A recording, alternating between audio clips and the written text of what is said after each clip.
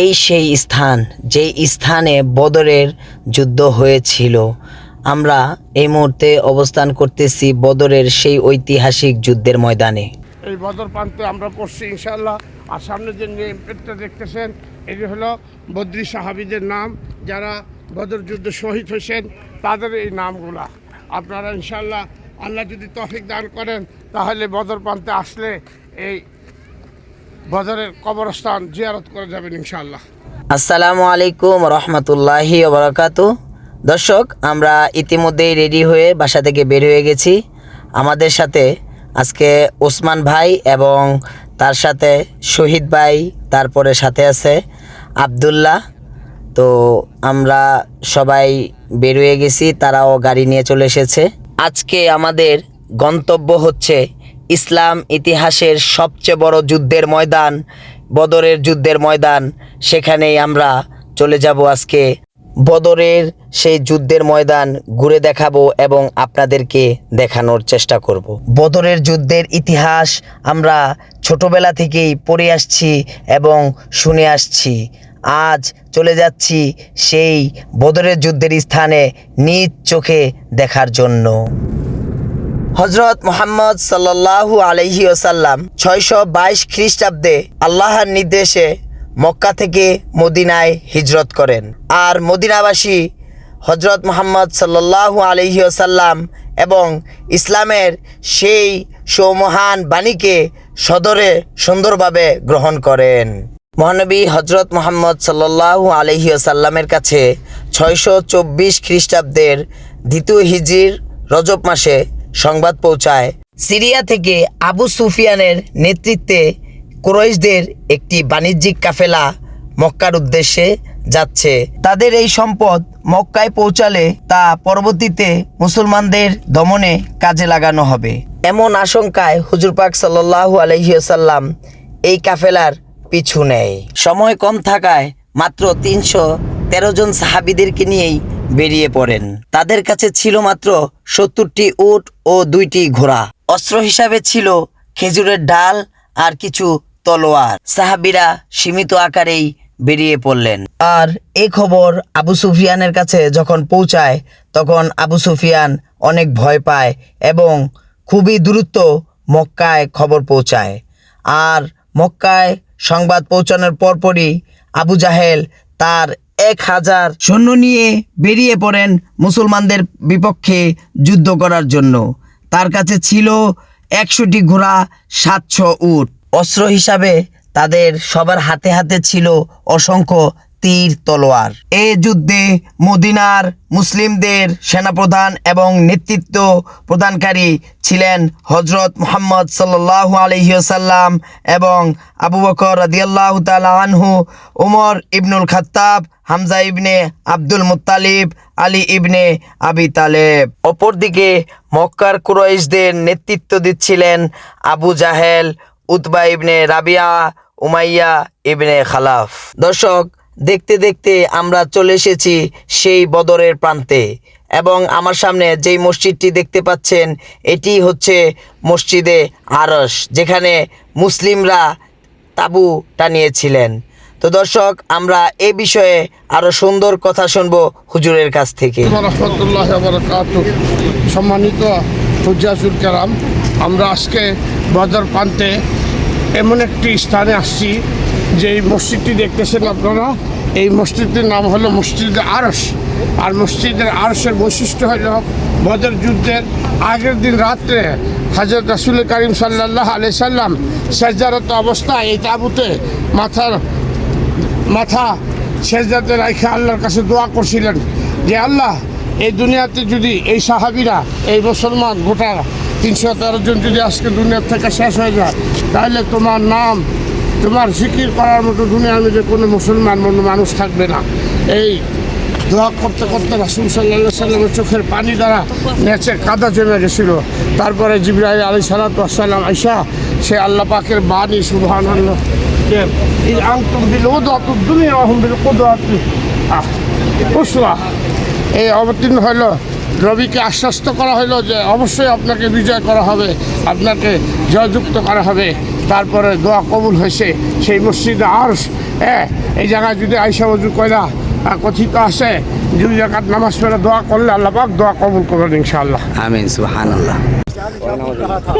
थे उनके पास दो घोड़े, थे उनके पास दो घोड़े, 6 सिर हैं और 8 शमशीरें। थे उनके पास दो घोड़े, 6 सिर हैं, 8 शमशीरें। पलटने आए थे ये लोग दुनिया भर की। 17, 19 ও 21 রমজান এই 3 দিন যুদ্ধ হয়, আর এ যুদ্ধে কুরাইশরা পরাজিত হয়ে পালিয়ে যায় এবং তাদের নেতা আবু জাহেল নিহত হন। দর্শক, আমরা যাচ্ছি এখন শয়তানরে পাথর মারার আবু জাহেল। আবু জাহেলের কবর, হ্যাঁ, মাকবারাতুল আবু জাহেল। আবু জাহেল রে পাথর মারতে যেতেছি। ওই যে দেখুন, অভিশপ্ত আবু জাহেল।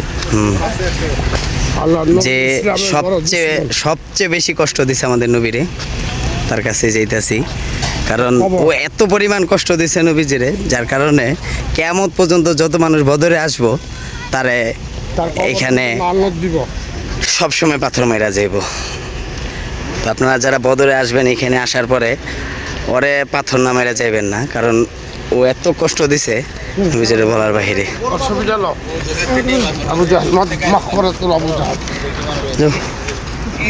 পাথর মারো, ওই যে শয়তানে পাথর মারো, যাও। এই সেই আবু জাহেলের জায়গা। মারো, আবার মারো।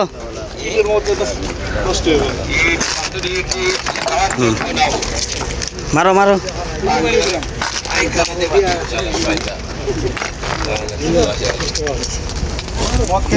আমি তো একবার পেশাব করছিলাম।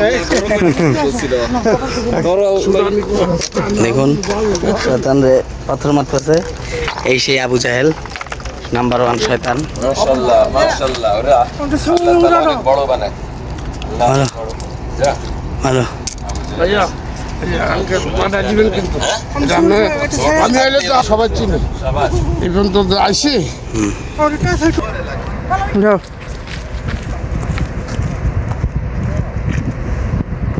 এখানে আসার পরে শয়তানরে পাথর না মাইরা যায় কেউ যাইবেন না, শয়তানরে পাথর মারতে হবে। মারা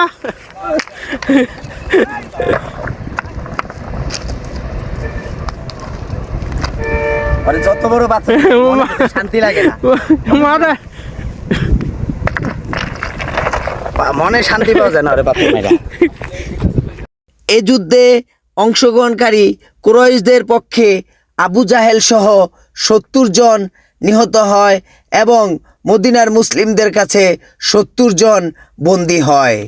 এখানে বদরের এই চত্বর ঘুরতে ঘুরতে সামনে দেখা গেল একটি খেজুর বাগান, যেটা মসজিদের ঠিক সামনে যেখানে বাস পার্কিং করে রাখে সেখান দিয়ে একটি রাস্তা আছে। সেই রাস্তা দিয়ে সামনে আগালেই এই খেজুর বাগান চোখে পড়বে। আমাদের সাথে আসা বাংলাদেশ থেকে আমার আঙ্কেল এবং আন্টি এবং সাথে আছে আমার বোন জামাই, তারা আবু জাহেলকে এখনও পাথর মারে নাই। তো আমরা তাদেরকে আবার নিয়ে যাচ্ছি সেখানে আবু জাহেলকে পাথর মারার জন্য। কারণ এখানে আসার পরে আবু জাহেলের পাথর না মাইরা গেলে এটা পরবর্তীতে অনেক আফসোস থেকে যাবে।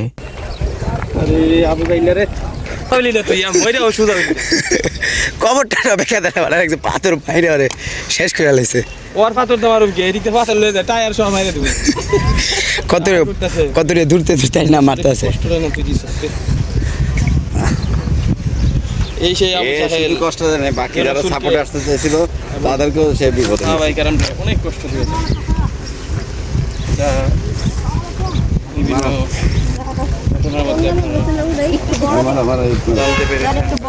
ওই উপরে দেখ, উপরে ট্রেন ওর উপরে মারেন।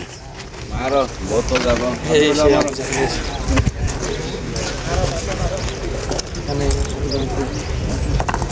বুঝলেন?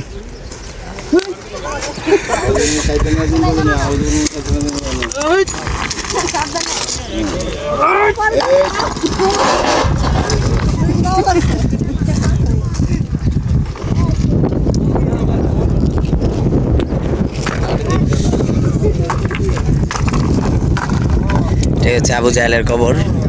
আর দেখুন যারাই আসে এখানে তারা এভাবে আবু জাহেল রে পাথর মেরে যায়। এই সেই আবু জাহেল। কে এই যে আব্দুল্লাহ এল্লা তাহলে না ধরো আমি পাথর মামু ধরো।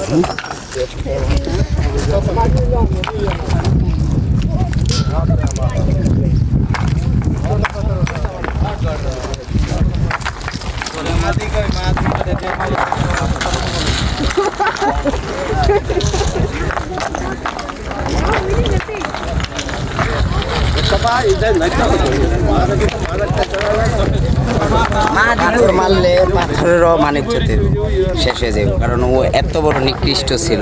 হুজুর পাক সাল্লাল্লাহু আলাইহি সাল্লামরে প্রচুর পরিমাণ কষ্ট দিয়েছে, সাহাবাদের খুবই অত্যাচার করছে। এই সেই আবু জাহেল।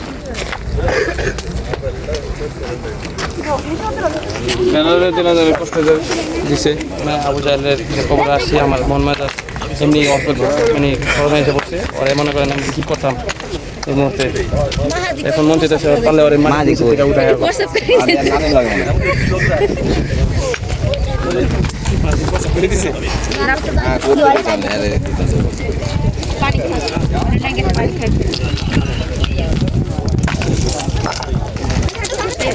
খবিসা ছিল মইরাও শান্তি। বলো আউযুবিল্লাহি মিনাশ শাইতানির রাজিম। মারো ডাইন হাত মারো, ডাইন হাত দিয়ে মারো। আবু জাহেল আবু জাহেল আবু জাহেল বলো আউযুবিল্লাহি মিনাশ শাইতানির রাজিম কে মারো। দর্শক এখন মসজিদে আরশের ভিতরে আমরা যাচ্ছি 2 রাকাত নামাজ পড়ার জন্য। আর মসজিদের ভিতরে এখন জোহরের আজান চলতেছে।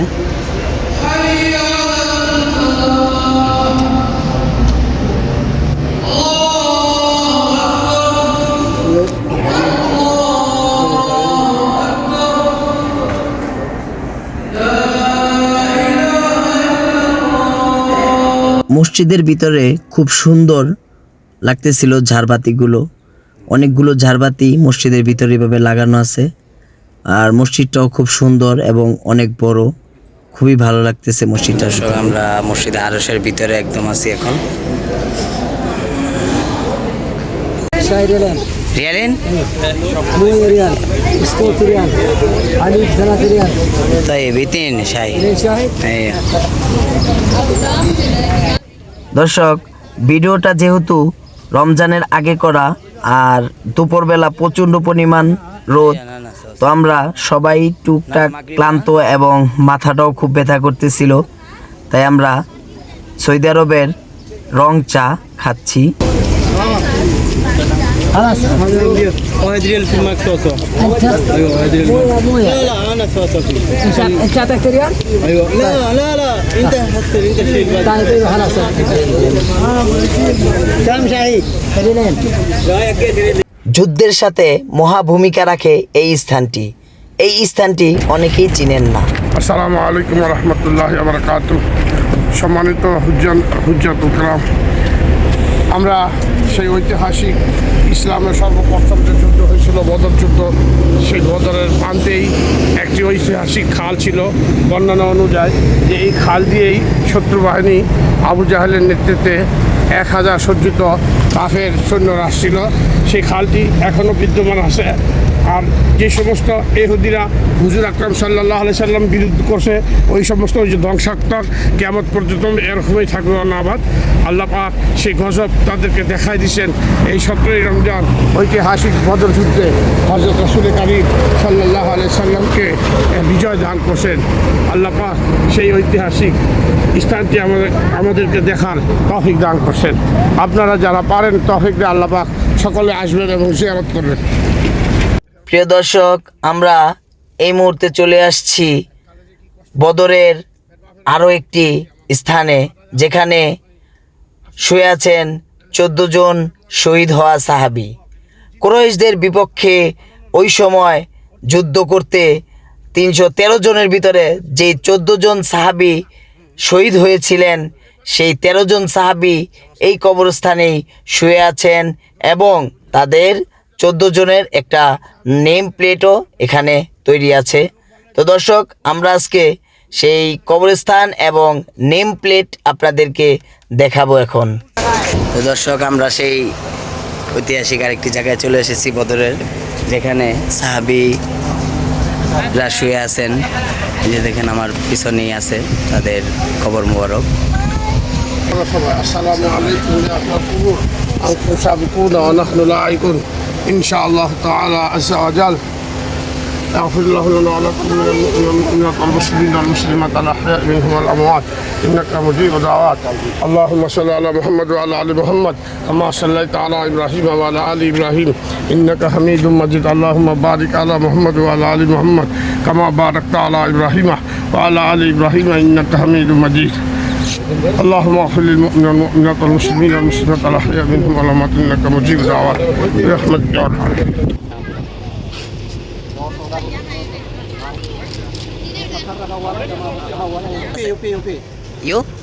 यूपी लखनऊ की। चाहिए इसका कुछ बताओ आप। ये जो सहाबी शहीद हुए थे जंग के दरमियान में, वो यहाँ पे है, वो आखिरी में दिख रहा है आपको, वो आखिरी में यहाँ पे, और उनका सारा नाम ये लिखा हुआ है। हाँ। ये यहाँ पे सामने हमारे, ये यहाँ पे, हाँ, ये पूरा जंग का दर्द है। আসসালামু আলাইকুম ওয়া রাহমাতুল্লাহি ওয়া বারাকাতুহু। সম্মানিত হুজ্জাতুল কেরাম, এই সেই ঐতিহাসিক বদর পান যা আপনারা যুগ যুগ ধরে শুনে আসতেছেন। বদর যুদ্ধের কথা, যে হযরত রাসূল করিম সাল্লাল্লাহু আলাইহি সাল্লামকে সেই সুদূর 421 কিলোমিটার দূর থেকে কমবক্তা আবু জাহেল এসা আক্রমণ করছিল। সেই বদর, এই বদর প্রান্তে আমরা পড়ছি ইনশাআল্লাহ। আর সামনে যে নেম প্লেটটা দেখতেছেন, এটি হলো বদরি সাহাবীদের নাম, যারা বদর যুদ্ধে শহীদ হয়েছেন, তাদের এই নামগুলা। আপনারা ইনশাআল্লাহ আল্লাহ যদি তৌফিক দান করেন, তাহলে বদর প্রান্তে আসলে এই বদরের কবরস্থান জিয়ারত করে যাবেন ইনশাআল্লাহ। দর্শক, এই যে সাহাবীরা শুহাদাউল গাজওয়াতুল বদর, আসমা শুহাদাউল গাজওয়াতুল বদর, উমরান বিন আবি আবি ওয়াক্কাস, সফওয়ান সাফওয়ান বিন ওয়াহাব, শামালিন ইবনে আব্দ ওমর, মাহজা বিন সালেহ, সালেহ, আকিল বিন বকর, আবিদা বিন হাদিস। এই নাম কইরা আমি পুরো আল্লাহর নামে আগে পড়া বিসমিল্লাহির রহমানির রহিম, তারপর শুহাদায়ে বদরের নাম নিয়ে পড়লে খুব ভালো মাফ করে দেন। বিসমিল্লাহির রহমানির রহিম। প্রিয় দর্শক, বদরের প্রান্ত ঘুরতে ঘুরতে এই মুহূর্তে আমরা সর্বশেষ প্রান্তে চলে এসেছি, যেটা হচ্ছে জাবালে মালাইকা। জাবালে মালাইকা, এখানেই নেমে এসেছিল আসমান থেকে আল্লাহর হুকুমে ফেরেশতারা। মদিনার মুসলমানরা যখন অল্প পরিমাণ হয়ে গেছিল মক্কার কুরাইশদের বিপক্ষে, তখন আল্লাহর হুকুমে এই পাহাড়েই নেমে এসেছিল ফেরেশতারা। দর্শক দেখুন, জাবালে মালাইকার উপরে কত হাজি সাহেবরা যারা এখানে আসে জিয়ারা করতে বা দেখতে, তারা উপরে উঠে বালুতে চড়ে। দর্শক, আমরা এখন বদরের প্রান্তের জাবালে মালাইকা যেই প্রান্ত আছে সেখানে আসছি। এই সেই স্থান যেখানে ফেরেশতা নেমে আসছিল, সেই জায়গা থেকে সংক্ষিপ্ত আকারে কিছু শুনবো।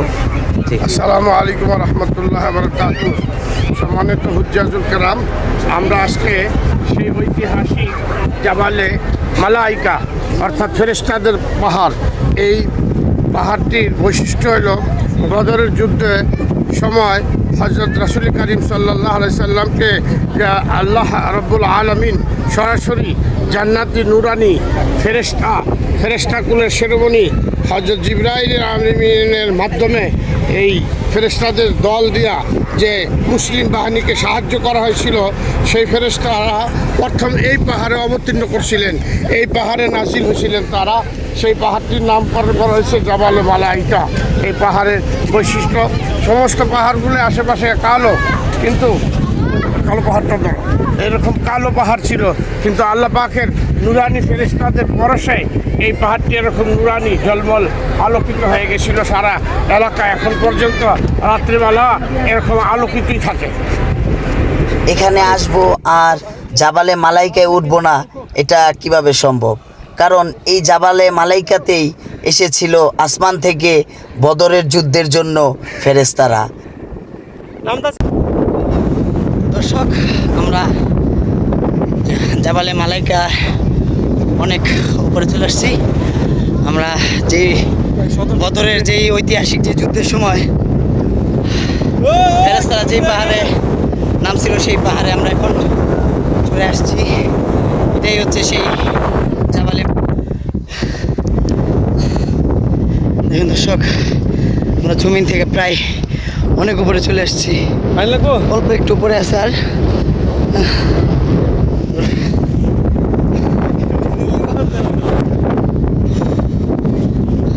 মাশাআল্লাহ, যেই পরিমাণ গরম, বালু হওয়ার কথা ছিল আগুনের মতো গরম। আলহামদুলিল্লাহ, বালুতে পাড়া দিলে বোঝা যায় অনেক ঠান্ডা বালু, কিন্তু নিচে মানে প্রচণ্ড পরিমাণ গরম নিচে, বা উপরেও গরম লাগতেছে, কিন্তু বালুতে পাড়া দেওয়ার পরে মনে হইতেছে না যে এত গরম বা এত রোদ।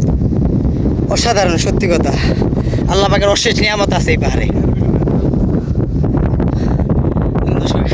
একদম কত উপরে উঠছে, আসলে এমনি ব্যক্তিগত গরমের কারণে ওইখানে উঠতে পারতেছি না আমরা, তাছাড়া বালু তেমন গরম না, পাইয়া না। বদরের যুদ্ধের প্রান্ত ঘুরে এখন আমরা আবার চলে যাচ্ছি মদিনার উদ্দেশ্যে। এই যুদ্ধ আমাদের সবার জানা আছে কিভাবে কি সংঘটিত হয়েছিল। ইসলামের সবচেয়ে বড় যুদ্ধ হিসাবে এটাকে আমরা সবাই জানি।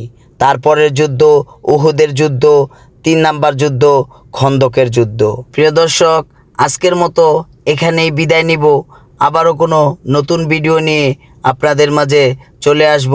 ট্রাভেলার মাহাদির পক্ষ থেকে আমি মোহাম্মদ নাজমুল হাসান মাহিন। আসসালামু আলাইকুম রহমতুল্লাহি ওয়া বারাকাতুহু।